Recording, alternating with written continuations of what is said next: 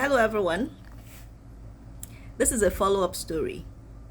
I once narrated the story behind the proverb Aki dake siwi, Aki wosun daaran.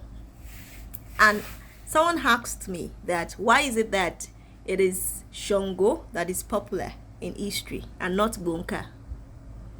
So I thought to narrate this story for clarity. I mean, the version of the story that I know. Sango was very powerful. He was a great warrior. In fact, he was one of the greatest in the history of Yoruba land. Oh, Sango was larger than life. And he was the king of Oyo Empire. He surrounded himself with warriors as well. Two of them were Timi and Gbonka. At some point, they disrespected Sango.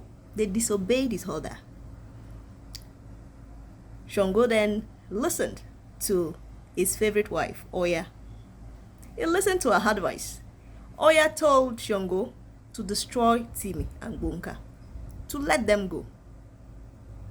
And Sango had to be tactical about it.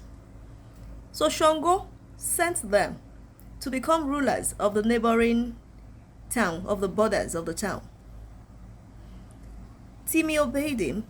Timi left for Hede. But Gbonka did not go. Gbonka did not leave Oyo. Gbonka remained a threat to the reign of Sango in Oyo Empire. So Sango had to take it further. Sango then staged a fight between Timi and Gbonka, knowing that one of them will kill the other. Gbonka did not kill Timi. Instead, he captured him alive and took him to the palace of Sango. Sango didn't believe that happened because Sango thought Timi would kill Gbonka. He then said they should have a rematch. And that happened at Oja Kesan. And that rematch, Gbonka killed Timi. After he killed Timi, he then told Sango to set him ablaze, which Sango did. Gbonka burnt into ashes. But guess what? On the third day, he came back to life, whole, as if nothing happened to him, as if nothing had happened to him. And he then gave Sango that ultimatum that I mentioned. He gave him 5 days to leave the Oyo Empire. That was where that proverb came out from. Sango then went to his wife, Oya, to ask her for the thunderbolt. After all, she's the favorite. She was the one in custody of the thunderbolt, the one we call daaran.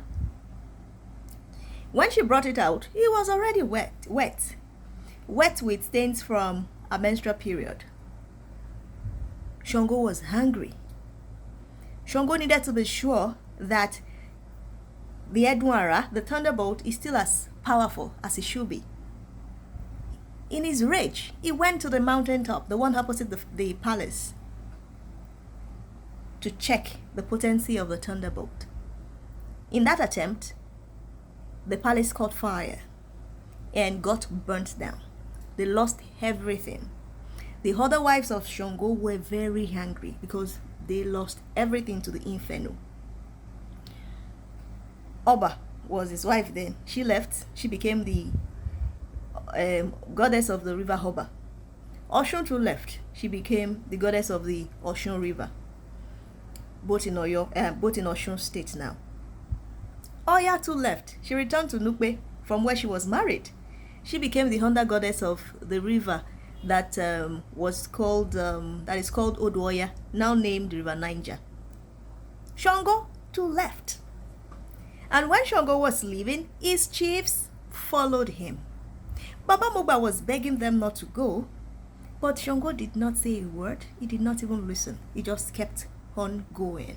and the chiefs as well followed him. But they got to a point where they got tired. They could no longer follow him. So they returned. When they returned to town, they started sharing the story that the king hung himself and they had to turn back. Some even said the king entered the ground at Koso. But Shango, nobody saw Shango hung himself. Nobody saw Shango enter the ground at Koso. At least the version of the story that I know, the version of the history that I know says this. But what happened? Gbonka followed Shango as well and attacked Shango. Gbonka challenged Shango to a battle, but Shango would not fight Gbonka. Shango saw it as a huge disrespect to be in a battle with one of his generals. Shango would not want that, didn't want that fight.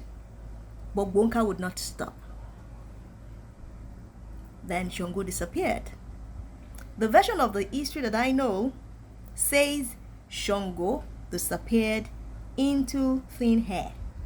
And from the sky, he struck Gbonka dead.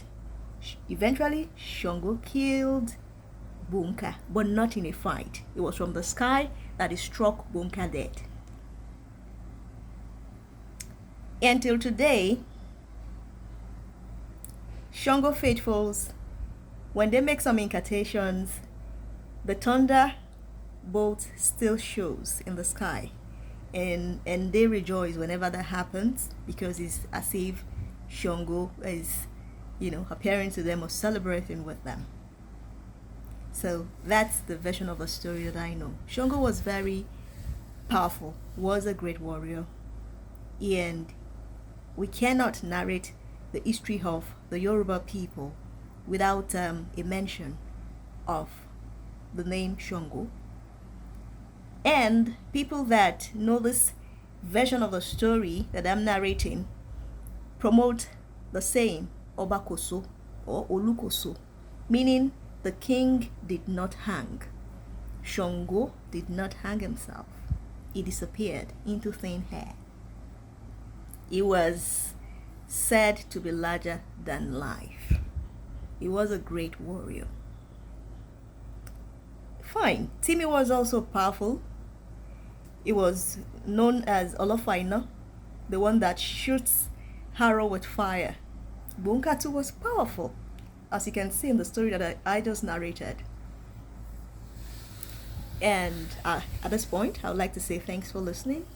Till next time, Odigba, Ireu.